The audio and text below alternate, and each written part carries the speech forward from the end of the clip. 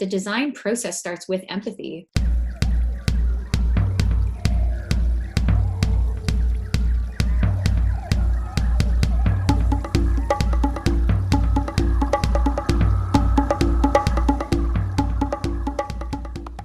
Hello, welcome back to the Wild Business Growth Podcast. This is your place to hear from a new entrepreneur or innovator every single Wednesday morning who's turning wild ideas into wild growth. I'm your host, Max Branstetter, founder and podcast producer at Max Podcasting, and you can reach me at max@maxpodcasting.com for help bringing your podcast to life and using it as a business building tool. This is episode number quarter past the century mark. It's Ilana Ben-Ari. She is the toy designer and founder of 21 Toys. They create some of the coolest toys you will see, and they're all about creating empathy, embracing creativity, and their toys have been featured in thousands of classrooms and offices. Their empathy toy was named one of the technologies shaping the future, and in this interview we talked about toy design, designing her toy company, and what you can do to foster creativity and empathy. It's Ilana Ben-Ari. Enjoy the show. Alrighty, we are here with Ilana Ben-Ari, the amazing toy designer who, just within a few words there, like pretty much the coolest person in the world. Ilana, how you doing today? 21 Toys, amazing story. Excited to get into it. Thanks. Pleasure to be here. Of course. So to start off, what was your favorite toy growing up?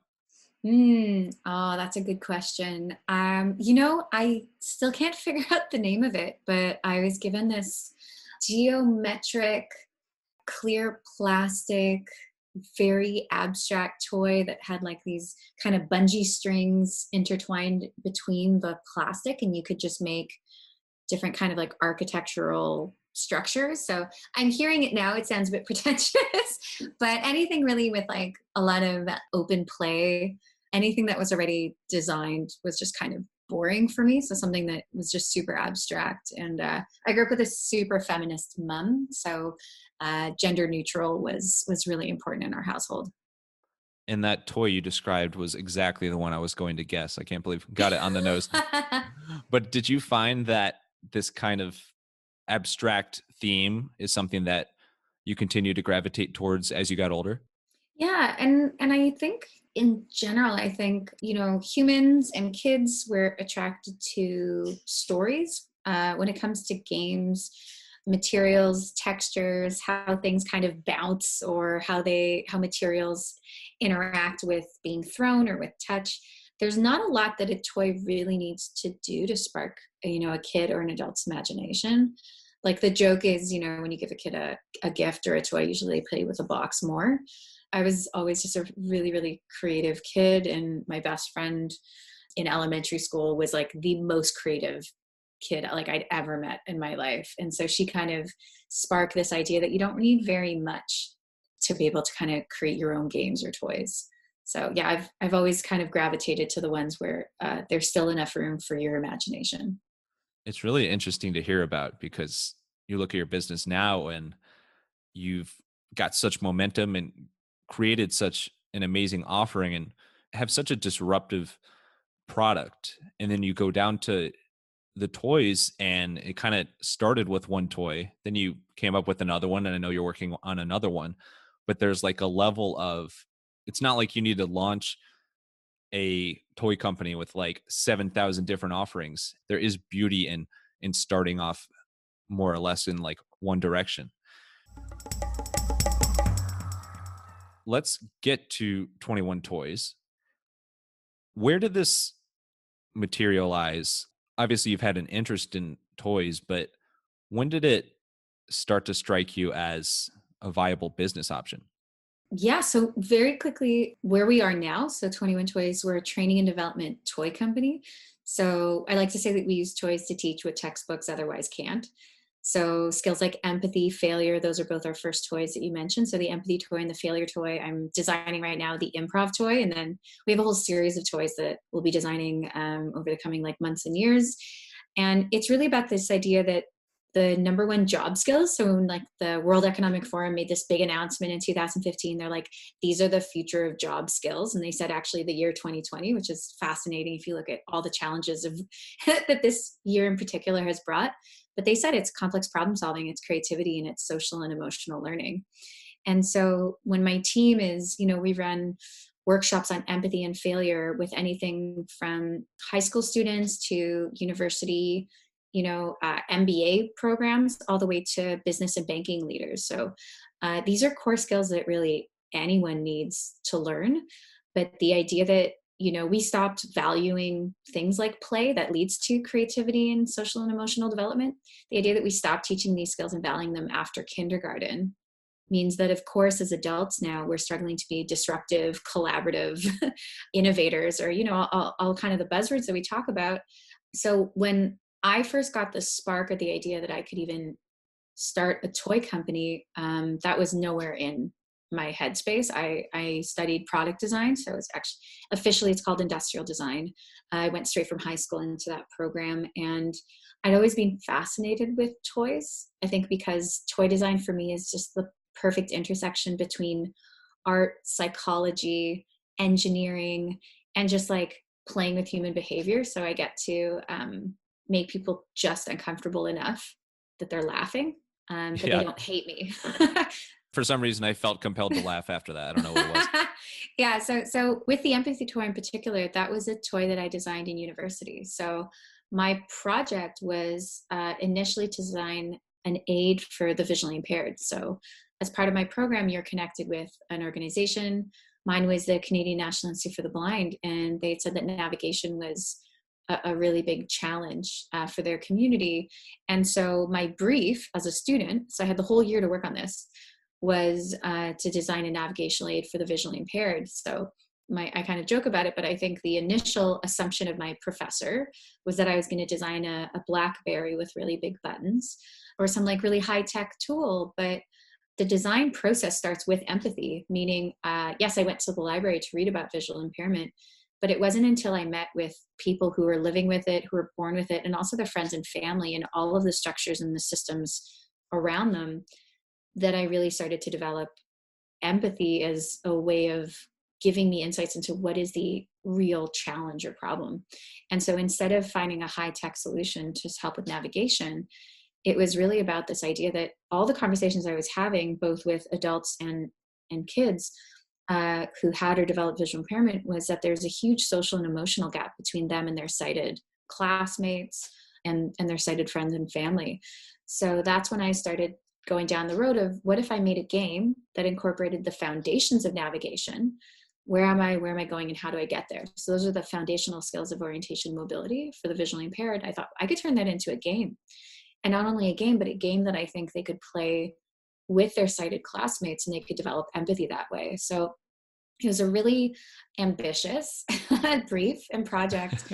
I didn't know it would end up being where I've landed. And if anyone that's listening, if you look up empathy toy, it's made of maple and walnut woods. It's this abstract wooden toy that you play blindfolded. All the pieces have different textures, materials, and shapes. And so one or more players are given a built pattern. They have to describe that pattern so that one or more players can recreate it. And the fact that they're blindfolded means that in 5 to 15 minutes, what you end up with is you gain huge insights into how people navigate patience, frustration, but more importantly, how do they creatively communicate? So whether you're 6 or 60, whether you're a group of 2 or 300, the game acts as a metaphor for a real life scenario. I learned that through school. I would test it during the day with kids in the classroom, and then at night I would test it with the sighted adults in my studio. And that's when I realized that the toy had just as much benefit no matter your age or your ability. So at the end of my 8 months at school, the toy ended up winning this really prestigious design award. And my professors encouraged me to apply for more design awards or contests. And then, unfortunately, I think it's changed a little bit now, but at the time, if you have a really great design or you're getting any sort of praise, the next step is find a business person who will make it for you and then be happy that it exists. The idea that you would then start a business based on your invention was not really a thing. at least not in my education. And so I shelved it for a few years after it had won this award, and I wasn't sure what to do with it. And luckily, nobody was interested in starting an empathy toy company, thank God. So I ended up, Yeah, I mean, who would do that? yeah. And I was like, yeah, that sounds like a really good idea. So I shelved it, and then I became completely obsessed with TED Talks. So this is just like 2009, 2010. And there's one in particular, Sir Ken Robinson, who actually just passed away a few months ago. But he has one called "The School Krill Creativity." And I was screaming at, my computer, just going, yeah, that was my experience. Absolutely. My creativity survived school, but it was no way really fostered or encouraged, and to my detriment. So I just thought, that empathy toy, I think I could make a difference if I brought that into schools. And I actually think I could design a whole series of toys that could really, for lack of better words, change education. So that's what led me down the path of starting my own business. But I'm a first time female founder, completely bootstrapped. So the other lucky thing was I didn't even think I would last 5 minutes in any sort of room where I was pitching this to any sort of investors. So I've been building it kind of from the ground up. And my first focus group, you could say, was a room of teachers. So I would go into education conferences and leave prototypes on tables, walk away, and then teachers would go, "Whose is this? What is this?" And I'd turn the corner and be like, "Oh, I forgot that." And through meeting with more teachers, that's where my first customer was a school board in Ontario. And that's when I think more entrepreneurs and quote unquote the business types started paying a bit more attention to what we were doing. Yeah, well, they were probably just so agitated that somebody kept dropping toys all over their tables, and they're like, "Who's just littering all this fun and amazing stuff Yeah. around us?" It's my Hansel and Gretel approach. It really works. Yeah. Exactly. You should write like a short story about that or something. That's amazing. Well, congrats on everything. It's so cool how it started really when you were younger, but started as a school project and then became so much more than that, and it has such a strong mission behind it. Why do you think it works? Because I've watched your TED Talks, which are awesome, by the way. I love how you show videos. You also have done on stage, in front of tons of people, workshops of people doing these exercises with the blindfolds on. Why does it work? Like, why do people come away from these with such learnings and such a positive experience? Thanks for saying that. And yeah, Of course. Well, you did pay me to say that, but yeah, I did. Yeah, I'll send you that e-transfer as soon as this is over. cat's out of the bag.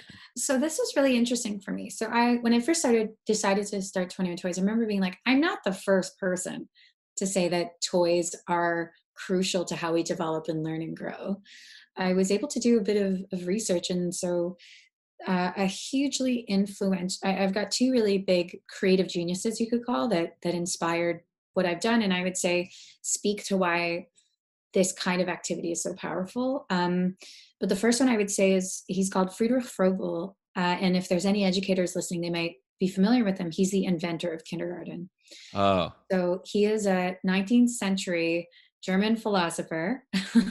wait, what was the name again? Just because I will completely butcher it and would like Yeah, to hear it pronounced again.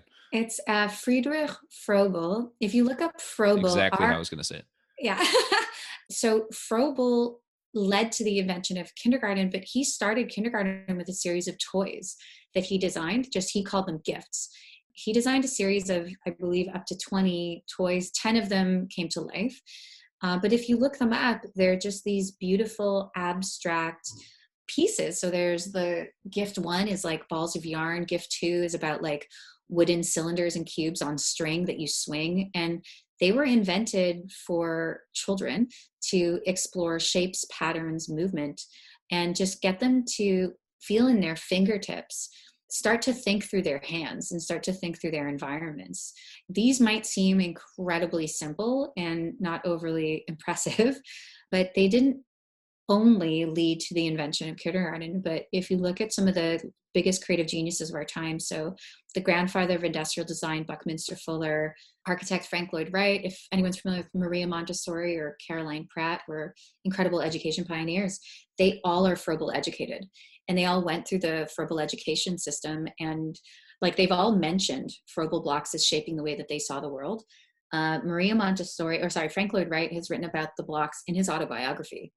and saying how much they influence the way that he looks and sees the world. And most architecture students will have heard of Froebel at some point in their studies. And so to kind of take that and then leap to 21 Toys, I call it 21 Toys because it's about 21st century skills, but it's also because it's a nod to Froebel, which is, if he were alive today, what toys would he be designing for? So if he came up with up to 20 concepts, we're the 21st. So we're just picking up where he left off. And I think why the empathy toy, and then the toy that I've just finished, which is the failure toy, the reason that I believe that they're so powerful is that the materials and the shapes and the textures that I went through so many different iterations of finding, without saying perfect, but really shapes and textures and materials that allowed for your own personality to show up.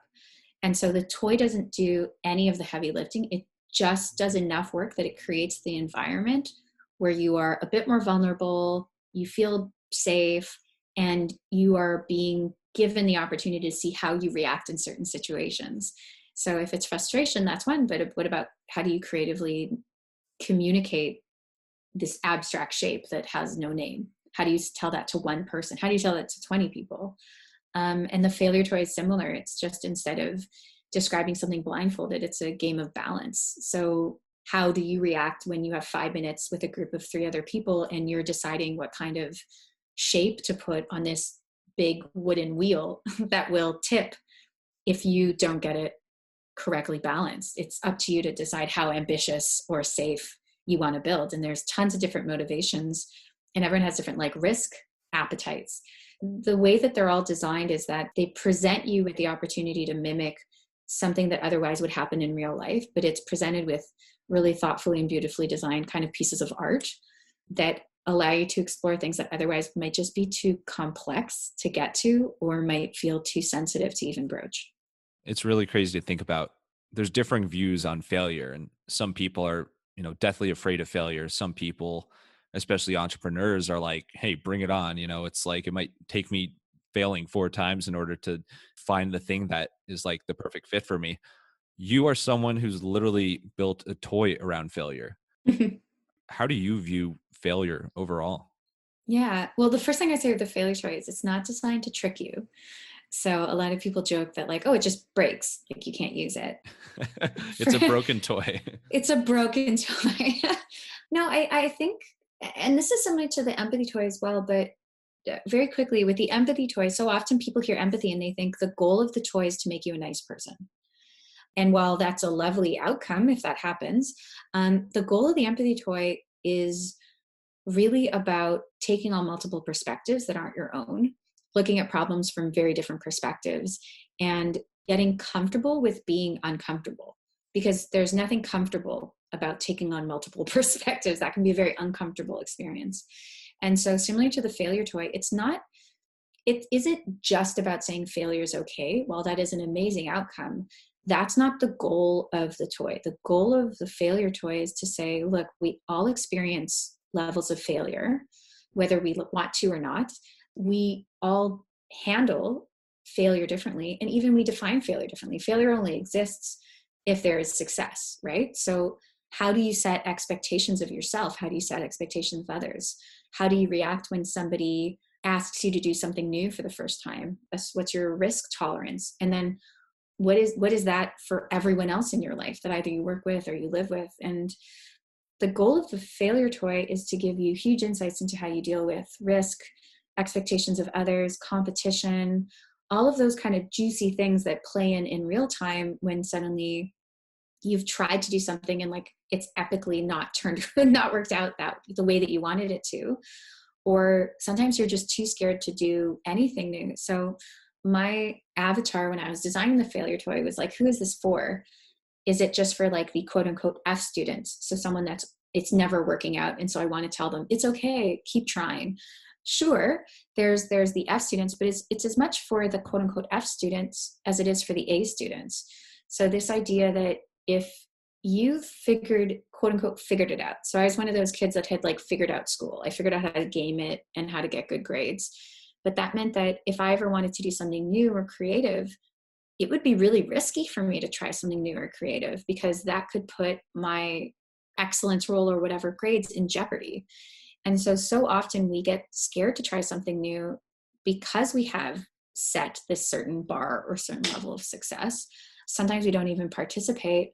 And sometimes we're so scared of things failing that we don't leave situations that we should probably end.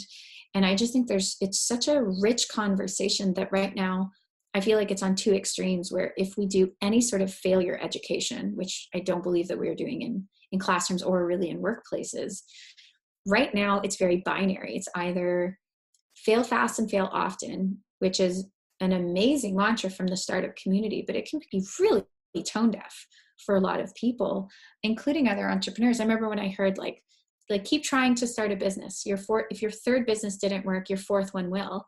And I remember hearing that and being like, who can afford to start and fail 3 businesses? Like, I remember just being like, there's a lot of assumptions, and we're talking to like people in healthcare or doctors, better luck next time. Like there's a lot more risk involved outside of just that mantra. So I think it can, while I love fail fast and fail often, it lacks that context, and it could really turn people off from it. And then on the other end of the spectrum, we just have failure abstinence, which is a term I like to use for the fact that we just don't teach it at all. We just hope everyone figures it out. And we provide zero information on how to navigate disappointment, how to navigate fear, how to navigate all the things that come up when failure is on the table. And I would combine that to fabstinence. I think that's the new term there. That's good. That was not a good joke, but what is good is when you have a podcast for your brand, for your business, that is opening doors for you left and right. You can learn more at maxpodcasting.com. Now, back to Ilana and a story that is not quite about the 3 bears. So let's get to a fan favorite segment called the Wild Business Shoutout of the Week. The Wild Business Shoutout of the Week! Wild Business Shoutout of the Week. This is where we talk about an ad or campaign, something really creative that caught our attention.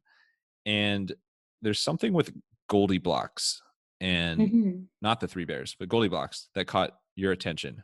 Sure. Yeah. So Goldie Blocks was a Kickstarter campaign by a female engineer named Debbie Sterling that I could not tell you how flooded my inbox was when she launched it. It was the same year that I started 21 Toys. And her whole mission was to disrupt like the pink aisle. So the idea that girls only got princesses as toys. And there's just this complete lack of any sort of non-gendered or gender like open engineering toys and games. So she kind of took Toys R Us head on, and she did just such an incredible job at inspiring all of these parents and young girls to see themselves in kind of that aisle and understand that engineering toys and that was a path and an option for them. So I remember after her Kickstarter success, they launched their first commercial, and it was to the Beastie Boys song Girls. And it was just so amazing. You can find it on YouTube, but it's just, I don't know if we'll officially, shell out the budget to license that song, but if you've ever heard it before, the piano or whatever tune that is you cannot get out of your head. Yeah, it's amazing. And so it's just these 3 young girls watching the TV and looking utterly bored as it's just like princess this and princess that. And then you just see them like grab their tool belts and toolkits. And then I believe they like run into a Toys R Us just screaming like maniacs and just like taking over. It's so great. Yeah. and it's now I just can't get the song out of my head as well. Thank you. But what is it that like still to this day that is top of mind for you? I mean, they found such a beautiful way to say what I believe everyone has felt for years and years and years. And they said it without it being a TED Talk. They said it with just the incredible visuals and the song in itself. It explains itself and it states the problem by just showing the most beautiful creative solution. So they're just showing a new world of like, these girls are maniacs. Stop telling them that they love princesses and just let them be kids. And this is just as much their aisle as it is anyone else's aisle. So I think they just did such a brilliant job at tapping into the emotions at play with their like larger mission. They did, and literally at play, but it just has such emotion tied to it. They took such a disruptive approach to it. Mm-hmm. let's wrap up with some rapid fire Q&A. You ready for it? Deal. All right. A little hesitation there. Maybe I'll, just so you know, I'm very I heard the slow. word fire. I heard the word fire. So I just grabbed my water. Get your extinguisher. So Yeah. outside of playing with the toys, what other activity or hobby are you doing when you feel most creative? Ooh, I do have a URL problem. So I do like to buy URLs for companies I don't have any time to Oh, start. I had no idea where URL problem was going. So yeah, I own stinkyoga.com. Get the body, not the odor. I own, what is it? Honest Eggs, which it's a Toronto landmark, Honest Eds. And so I wanted to start an Honest Eds themed brunch place. But yeah, I like to imagine all the businesses or products that I get to design. If I had an extra few hours a day to work on some other really Hey, exciting ventures I'd love to start. maybe one day Stink Yoga is coming. I'm all for puns and play on words. So that sounds like a fun hobby. Schwitz Carlton has the most legs, so it's just a sauna club. Oh my But God. I think I have literal people that want to invest. So my other pun is, we're only taking sweat equity at the moment for Schwitz Carlton, but oh my God. This whole interview could have just been schwitzing jokes. right? Other than procuring URLs for the most innovative business names ever, what other weird talents do you have? Like, is there something just around the office or around the house, or just it could be like a party trick that you're just really good at, but has no impact on your business really? Yeah, I mean, I like to think that I'm really good with crazy voices. So I can do kind of a Donald Duck, but I Yeah, also you're gonna have to do that. yeah, I know. I realized as I said that. Oh man, this is not gonna and go. So that's not words, but I can try to do that. But I actually paid for toy prototypes in the early days. I was a karaoke DJ for a year, so I used karaoke DJing to pay for the first toy prototypes. But yeah, anything to do with taking on fun noises or words, or I like to do impressions a lot. That's phenomenal. Well, apologies. And then I can't even describe the reaction I just had to your Donald Duck, but what is the most memorable reaction that you have ever seen to someone in a workshop with one of your toys? And you have to do it in the duck voice. I'm kidding. Oh man. One of the craziest, I mean, one of the funniest one, and then I might give one really quickly, just like one that's a bit more powerful than that. But one of the funny ones is we had a teacher that was playing the empathy toy, but she got her high school students, one of them to play the toy, but he was given the role. So he's given these abstract shapes. She created a pattern for him, and he's blindfolded. So he gets given this 3D abstract pattern, and then he has to describe it to 3 other classmates who are also blindfolded with loose pieces. And I think just very early into it, he was getting so frustrated because they were talking on top of each other. He couldn't hear anything. And so then he said very loudly, he was like, "Stop talking." He goes, "I can't give you instructions if you keep talking over each other." And then he pauses and he goes, "Wow, being a teacher is really hard." And then his teacher was like, could not stop. Like she like rushed and immediately told us this. And so like later in the year, she could like speak to that. But we've had similar things happen with bosses and employees. Like we had one boss that was playing it and halfway through giving instructions stopped, and he was like, "Wow, I'm like a real jerk sometimes." And the funniest things was his staff were also, he was blindfolded, but they were blindfolded too. And they all in unison just nodded their heads. And I was like, "Oh, I'm so glad everyone's blindfolded." But it gave a lightness to something that otherwise you can't really broach. But it was amazing, the conversations they had. And then, just on a more serious note, like we have a high school in Winnipeg that we talk about a lot. We ended up getting this honor from the mayor of Winnipeg, Brian Bowman. There was a high school in Winnipeg that developed an entire leadership program. So instead of just the teachers teaching with the empathy toy, they got a collective of students. So they called them 21 leaders, and they were the teachers. So they ran workshops with our toys. And over the course of, I think, 2 or maybe even 3 years, they were tracking from before the program began to the end, how many kids were being sent to the office around bullying and racism, and they had an 85% decline that they attributed to the empathic leadership program that they launched in the school. And so we were invited to Winnipeg to declare that honor. But it was so cool because it's the teachers that designed it. The vice principal, Cree Crowchild, their guidance counselor, Robin, they were the ones that came up with the idea. They're the ones that launched it. And then as that was happening, we were working with one of the largest banks in Canada, saying, you've reached 1,000 of our employees. We just heard about this leadership program at that high school. Can we do that? And we're just in our third year right now of like this massive partnership with them. And we've reached almost 6,000 of their employees with a similar model in the exact same toy pieces. So it's pretty crazy how if you leave enough room for educators, facilitators to use your tools, but to really encourage them to bring their own creativity to it and to make them feel empowered that they can create that change, it doesn't actually take that much. Well, that just has to make you feel even better, and what you do feel even more special. It's in the genius there is that you've created something that has the elements of creativity and the abstract to it. So that's amazing. Well, Ilana, thank you so much. Really appreciate you sharing your story, your stories, in all sorts of voices. But thanks for coming on. Where's the best place for people to connect with you and to connect with 21 Toys?